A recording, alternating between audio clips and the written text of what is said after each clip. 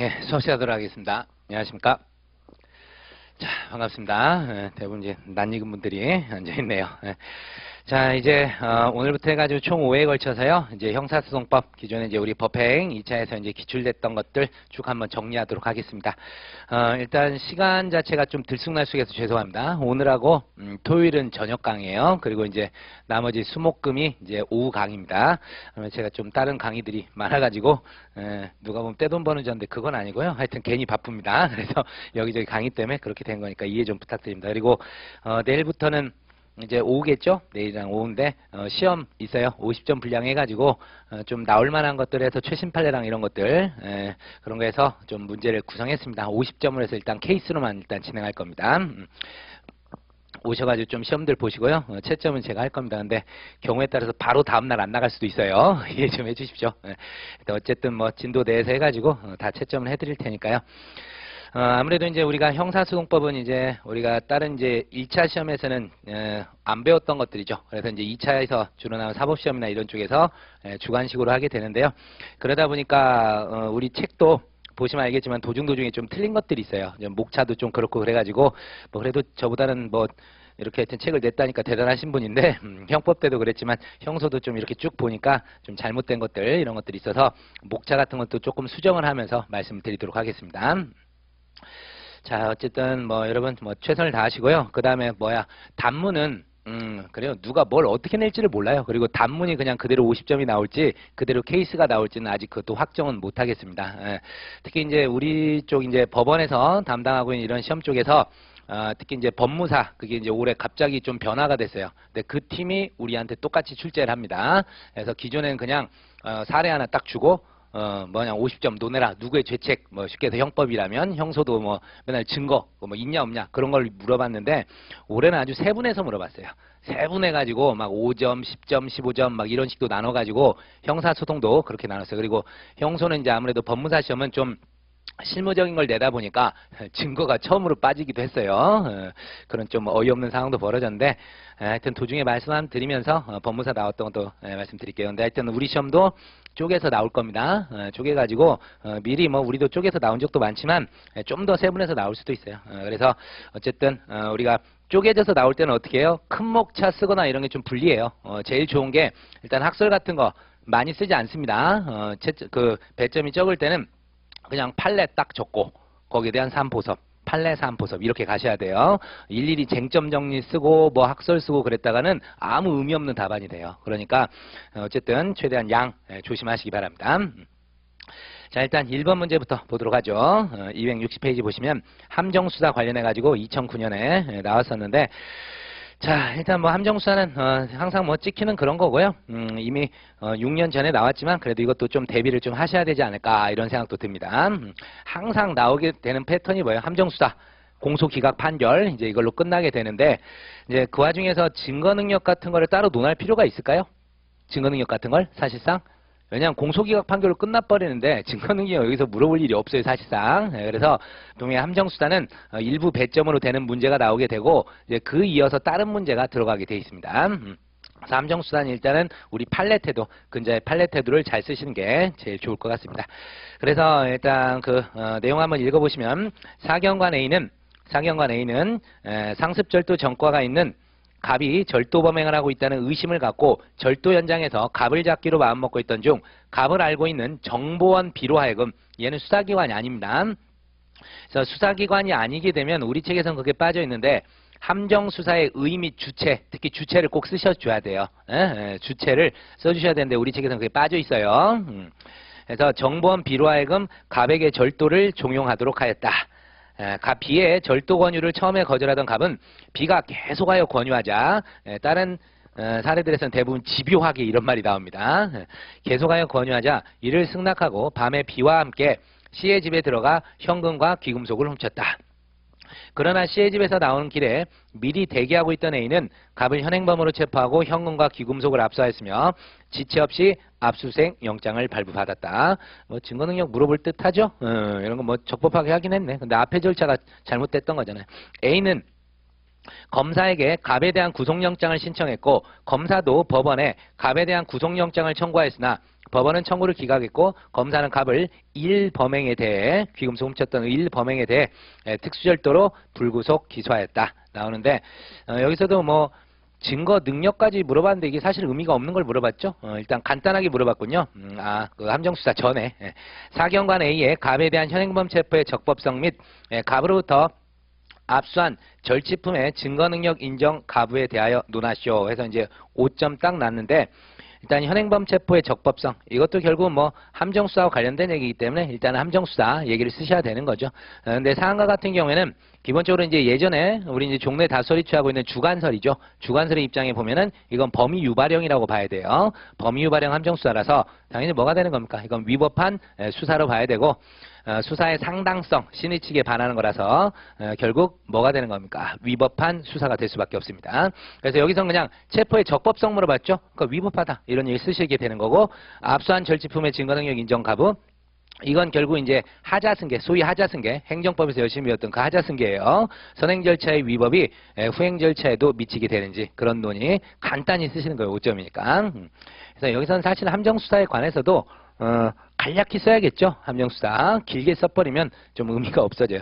나도 문제도 한번 보십니다. 나 1심 진행 중 갑과 그 변호인이 1범행과 관련 수사가 함정수사라는 이유로 재판 거부 의사표시하고 퇴정한 후 다시는 재판에 출석하지 않았을 경우 법원의 재판 가능 여부를 논하시오 나오게 되는데 이게 피고인의 임의 퇴정 문제죠. 피고인이 임의 퇴정했었을 때 우리 이제 형사소송법 330조하고 318조 2항을 꼭 기억하셔야 돼요. 조문을. 그래서 330조는 어떻게 되는 겁니까? 피고인이 퇴정하고 임의 퇴정, 퇴정명령 이런 거 받았었을 때 조문 한번 찾아보죠. 네. 자, 말로 떠들지 말고 눈에 보여드려야죠. 330조 가서 보십시오. 아마 제 기본 강의 들었던 분은 330조 해놓고 옆에 318조 2항까지 아마 같이 써 있을 거예요. 그래서 피고인의 진술 없이 하는 판결 돼 있죠. 피고인이 진술하지 아니하거나 재판장이 허가 없이 퇴정하거나 재판장의 질서 유지를 위한 퇴정 명령을 받은 때 피고인의 진술 없이 판결할 수 있다 이렇게 돼 있죠. 그래서 조문에는 판결만 할 수 있다고 돼 있어요. 판결만. 그렇죠. 그런데 318조 2항으로 가서 보시면 318조 2항이 뭐라고 돼 있습니까? 찾아보시면 원래 318조 자체가 증거 동의 관련된 거죠. 2항 보면 피고인의 출정 없이 증거 조사를 할 수 있는 경우에 피고인이 출정하지 아니한 때는 전항의 동의가 있는 것으로 간주한다. 뭐 단서는 됐고. 자, 이게 뭐예요? 과연 피고인이 이미 퇴정했었을 때 그냥 피고인 진술 없이 판결할 수 있다 이렇게 해놨는데 결국 출정 없이 증거 조사를 할 수 있는 경우로 볼 수 있느냐 이거예요. 출정 없이 증거 조사를 할 수 있는 경우로 봐가지고 증거 동의 의제까지 할 수 있느냐 이런 겁니다. 결론적으로 조문에는 330조에는 뭐라고만 돼 있어요? 판결만 선고할 수 있다고 돼 있잖아요. 그런데 그거 외에도 사실심리와 증거 동의 의제까지 할 수 있느냐 이 두 가지 가지고서 학설 3개가 대립되죠. 그래서 방어권설, 공정성설, 적법절차설 해가지고 3가지가 견해가 대립됩니다. 그리고 우리 판례는 방어권 남용설 이쪽으로 가서 처리를 하죠. 근데 배점이 5점이니까 이런 데서도 어떻게 해야 돼요?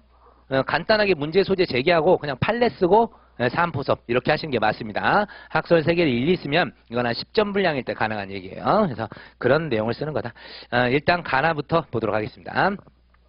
설문가 261페이지 문제점 써있죠. 먼저 A가 범죄를 종용하여 갑으로 하여금 절취행위를 하도록 한 것이 함정수사로서 위법한 수사가 아닌지 검토하고요. 그 다음에 함정수사에 기한 체포의 적법성 및 압수의 적법성 그리고 압수가 부적법하다면 압수문의 증거 능력에 어떠한 영향인지 검토한다. 문제 소재만 벌써 2점이 돼버리네요. 그래서 이런 거는 그냥 문제 소재 쓰지 말고요. 바로 이제 함정수사로서 위법한 수사인지 이렇게 검토를 바로 쓰고 가시는 게 좋을 거예요. 그래서 학설 이런 거 빼버리고 그냥 최근에 우리 판례 태도 쓰시면 돼요. 우리 판례 어떻게 돼 있습니까? 우리 판례 종래는 범위를 가진 자에 대해서 단순히 범행 기회를 제공하거나 범행을 용이하게 하는 것에 불과한 수사 방법이 경우에 따라 허용될 수 있으면 별론 범위를 가지지 않은 자에 대하여 수사기관이 사술이나 계략 등을 써서 범위를 유발케 하여 범죄인을 검거하는 함정수사는 위법함을 면할 수 없고 뭐 이런 식으로 얘기를 해가지고 종래 판례는 그냥 간단히 쓰시면 돼요. 종래 판례는 주관설의 입장에서 기회 제공형 함정수사는 적법하나 범위 유발형 함정수사는 위법하다는 입장이었다 해놓고 그러나 최근 판례는 범위 유발형 함정수사에 대해서도 다양한 사정을 고려해서 신중하게 검토하고 있다. 뭐 이런 정도로 그냥 쓰시면 돼요. 근자에는 좀 종합설적인 우리 판례 입장이 되고 있거든요. 그래서 원래대로 이제 이게 큰 문제가 나오게 되면 자, 일단은 뭐 이때는 조그만 문제 나왔지만 앞으로 나오면 큰 문제로 나올 가능성도 있으니까 함정수사가 나오게 되면 일단 함정수사 의 쓰셔야 되고 여기서도 의 따로 주체 빼지 맙시다. 의 및 주체 가지고 이걸 일단 쓰고 가셔야 돼요. 함정수사의 의 및 주체. 특히 주체는 딴 때는 안 써도 되는데 이것처럼 수사기관 이외자가 지금 집요하게 요구하거나 이런 경우 나오죠. 이랬었을 때는 주체 논지를 주셔야 돼요. 써주셔가지고 함정수사의 의의는 뭐 각 책들에 있으니까 여러분이 이렇게 간단히 쓰시면 되는데 주체 수사기관 또는 수사기관과 밀접하게 관련된 자 이렇게 쓰시면 됩니다. 수사기관 또는 수사기관과 밀접하게 관련 있는 자 또는 직접 관련 있는 자 이렇게 쓰시면 돼요. 그래서 수사기관 또는 수사기관과 밀접하게 관련된 자에 한한다. 그렇죠? 이렇게 쓰시면 돼요. 요거 여기서도 원래는 써주시는 게 맞습니다. 쓰시는 게 맞고 그 다음에 이제 함정수사에 대해서 허용 여부라 그래서 사실 여기서 이제 학설 쓰시고 학설 뭐 주관설 객관설 그 다음에 근자에 그냥 종합설 이렇게 쓰시는 게 맞을 거예요. 종합설 쓰시고 판례도 종래 태도와 근자의 태도. 종래는 그냥 주관설의 입장이었잖아요. 주관설 입장이었는데 근자에는 이제 종합설인 듯한 그래서 요거는 꼭 쓰셔야 됩니다. 글씨가 B를 못 봤네. 영 못 쓰네요. 원래 못 쓰지만.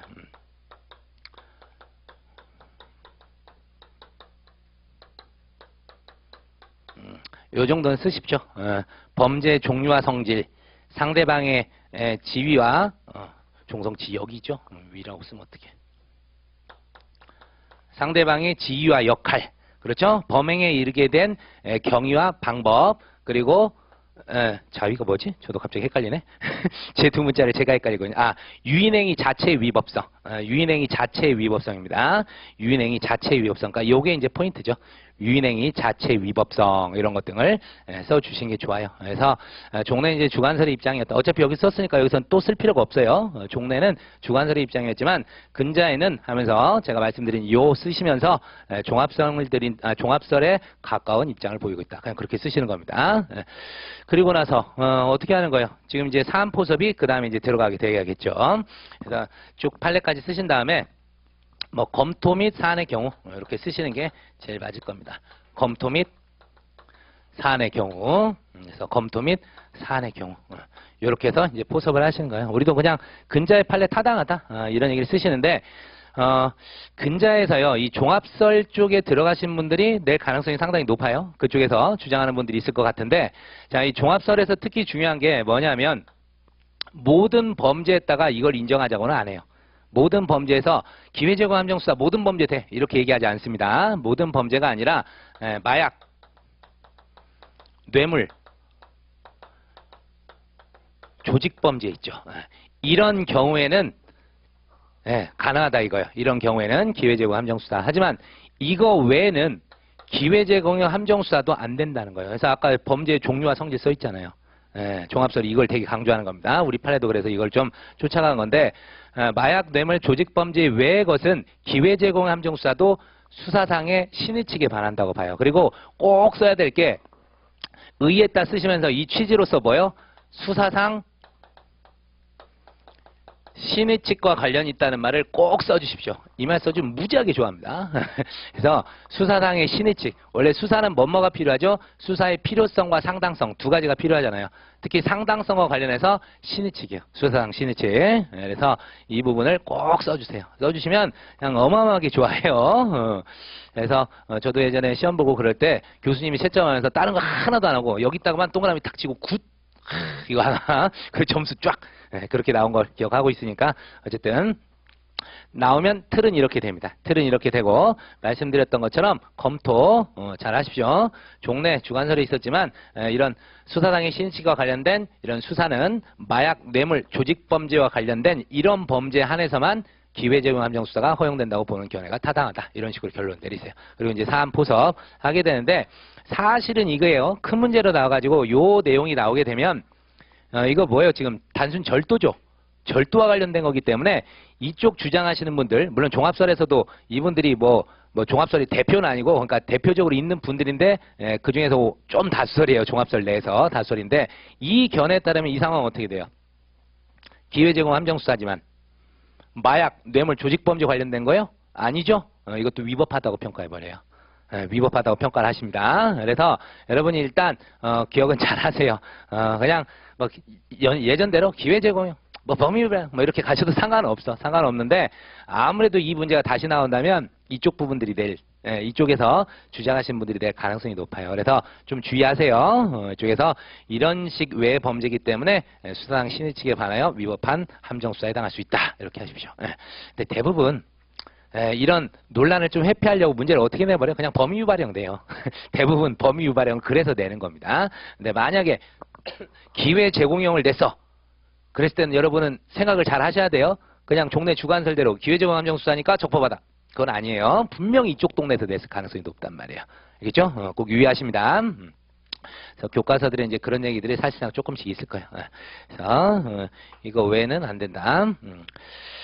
여기까지 일단 말씀드립니다. 근데 어쨌든 오늘 문제는 뭐 그렇게 많이 쓸 게 아니에요. 그냥 종래 그리고 근자 이런 내용인데 지금은 어쨌든 범위유발형 함정수사죠. 그러니까 어떻게 돼요?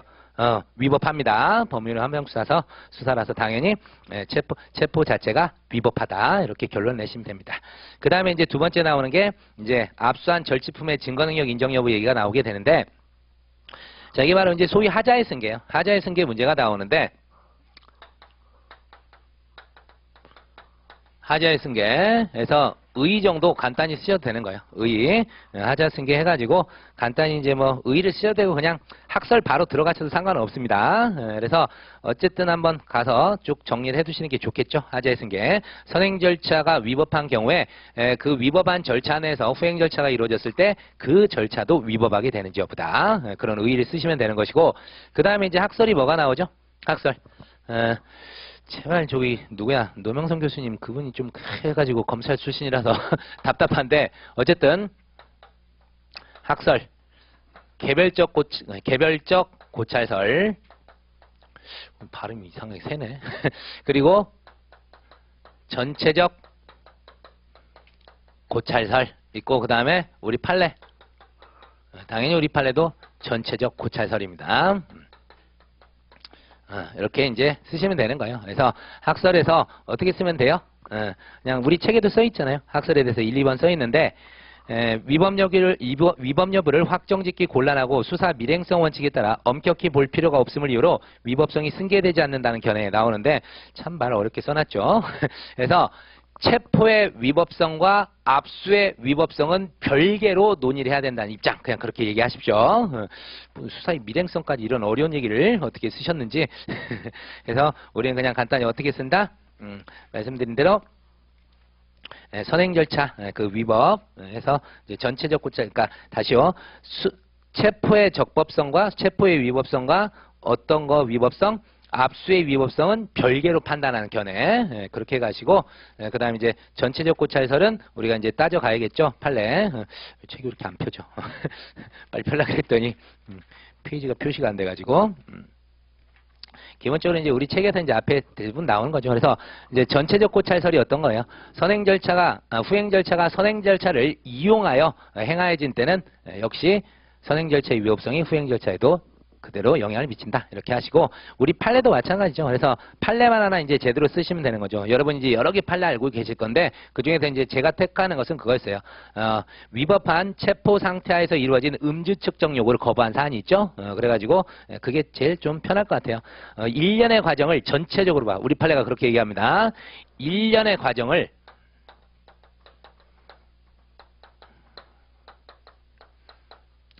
전체로 보아. 요 말을 쓴단 말이에요. 그래서 우리도 이 문구를 꼭 써주셔야 돼요. 일련의 과정을 전체로 보아 위법한 음주 측정 요구가 있었던 것이 있었던 것이 결국은 음주 측정 거부죄. 다시 정리를 하면 이게 그 상황이죠.